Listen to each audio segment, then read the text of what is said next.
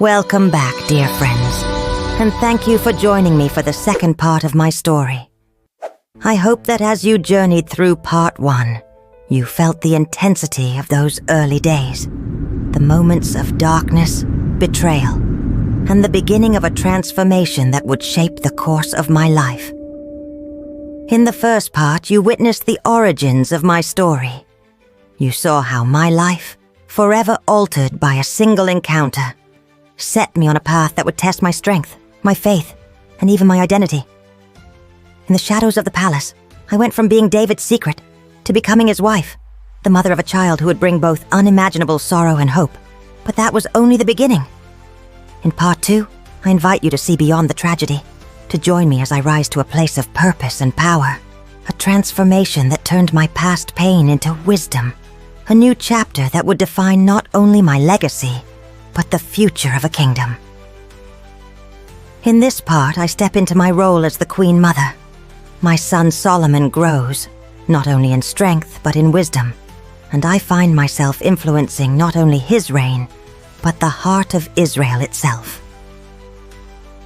Through trials and tribulations, I emerge as a woman of strength, holding a power that goes beyond beauty, a power that is rooted in wisdom, resilience, and, yes, redemption.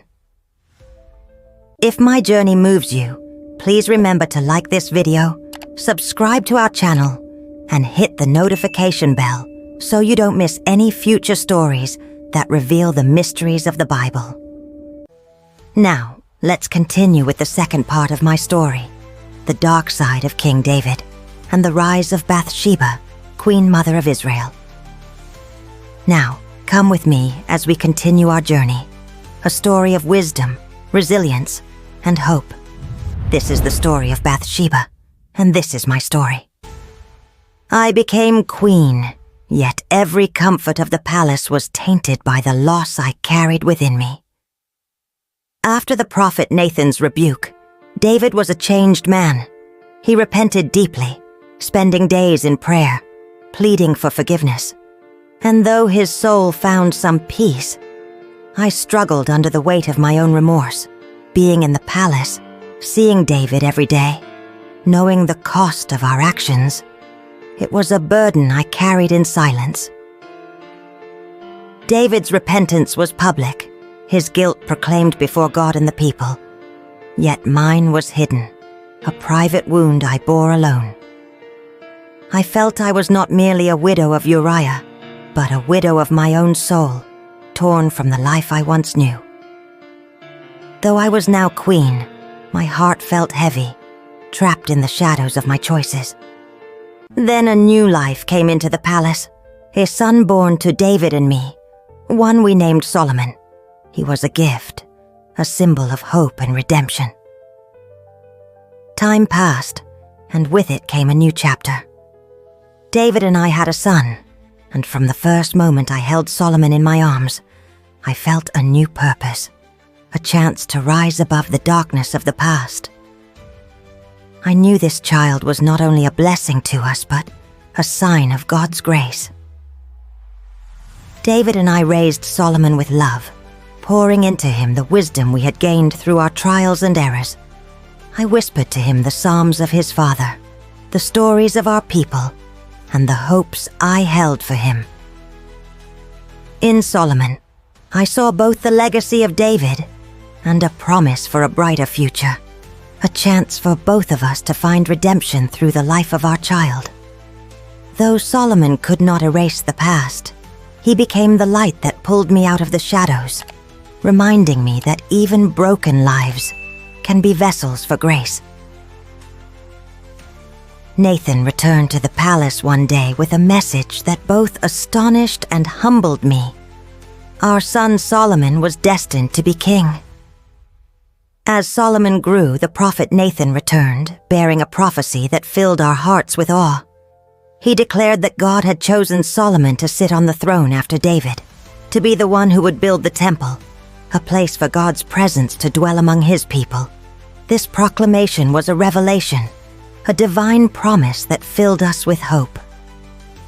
Nathan's words touched my heart. It was as though God, in his mercy, had chosen to weave something good from our brokenness, to bring forth a king from the line of a repentant heart. Solomon's destiny became my own, a calling to nurture and guide him toward his purpose. As Solomon grew, so did my role as his mother, his confidant, and his guide in the ways of the kingdom and the heart of God. My role in the palace shifted, no longer just a queen beside David, but a mother to the future king. I taught Solomon all that I had learned, of loyalty, humility, and the consequences of power. I spoke to him of wisdom, urging him to seek God in all things, to rule with compassion and justice. In Solomon, I saw both the strength of his father and the innocence of a new beginning. He was not only my son, but the hope of Israel. And in nurturing him, I found redemption. I became a woman who would leave a legacy of wisdom, who would be remembered not just for her beauty, but for her resilience and her dedication to a higher purpose. To all of you watching, let Solomon's story remind you that even in our darkest moments, God can use our lives for a greater purpose. If you're captivated by Bathsheba's journey, like this video, subscribe and turn on notifications so you can continue to follow her story and many others like it. The years passed, and as David grew old, the time came for Solomon to fulfill his destiny. As the years went by, David's strength waned. His battles were behind him, his voice softer now, his gaze distant. My heart ached as I watched him age, knowing that he bore the weight of his sins, yet had found peace with God. David and I had suffered, but we had also been blessed, and as he lay in his final days, my heart was filled with gratitude for the life we had shared. In his last days, David declared Solomon as his successor. He called me to his side and reminded me of our shared purpose, to see Solomon crowned and to ensure his legacy as a king who walked in the ways of God. Standing beside David in his last moments, I understood that our story, though scarred by pain, was one of hope, forgiveness, and redemption. On the day Solomon was crowned king, I saw my past redeemed, my story transformed into one of resilience and grace. When the day came for Solomon's coronation, my heart was filled with pride. The people gathered, their voices lifted in celebration, as Solomon was anointed king, a young man chosen to lead our people. And as I watched him ascend the throne, I felt a deep peace settle over me. My journey from widow to queen to mother of the king had been one of pain, loss, and ultimate redemption. I saw my purpose fulfilled, my past repurposed for something greater. Solomon's reign would be one of wisdom and justice, and I knew that my legacy would live on through him.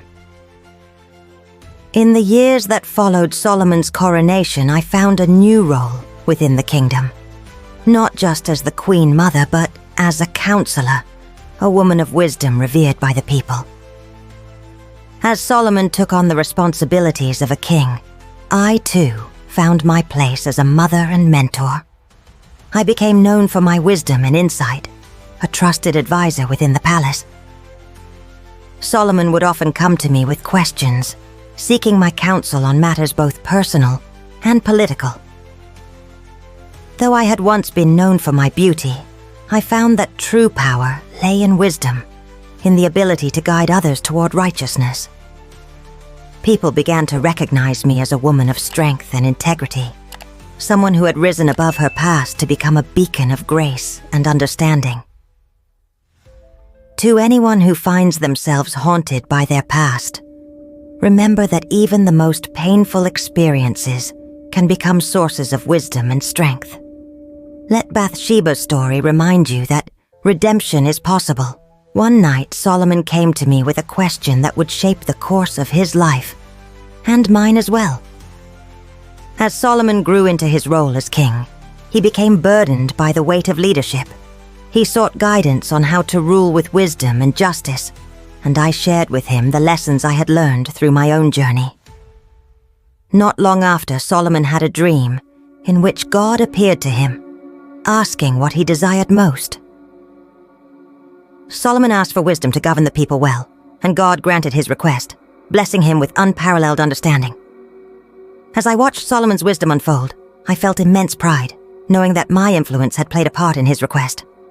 In his reign, I saw the fulfillment of our family's redemption, a legacy of hope and faith.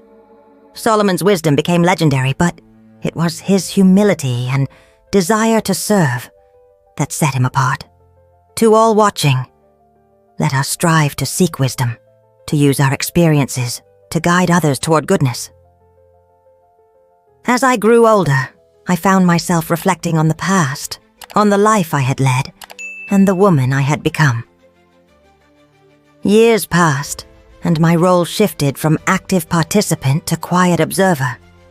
I watched as my son led the nation with wisdom, as Israel flourished under his reign. I saw my younger self, a woman caught in the tides of fate, yet someone who had found resilience and strength in the face of adversity. Looking back, I realized that every trial I had faced had led me here. The pain, the loss, the moments of despair. All of it had shaped me into a woman who could offer wisdom to a king, who could guide a nation through her son.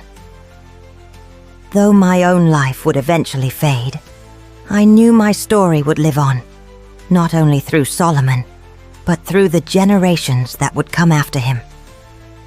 Bathsheba's legacy was not confined to the years she lived, but continued through the generations. Her line would go on to produce kings, and eventually, from her descendants would come the Messiah, fulfilling a divine promise that God had made to David. This truth brought me immense peace. I knew that my story, once marked by sorrow, had become a part of a divine history, woven into the lineage of a king who would one day bring salvation to the world. In my final days, I was not afraid. I had found peace, knowing that my life had served a greater purpose. As the years drew to a close, I found a deep sense of contentment. I was surrounded by family. My son was a wise and just king, and the people remembered me not as a victim of my past, but as a woman of strength and resilience. Bathsheba passed away with a heart full of peace, leaving behind a legacy of grace and wisdom. Though her life had been filled with pain and regret, she had found redemption and purpose through her faith. To everyone watching, thank you for joining me on this journey. Bathsheba's story is one of hope, of the power of redemption, and the possibility of a life transformed by faith.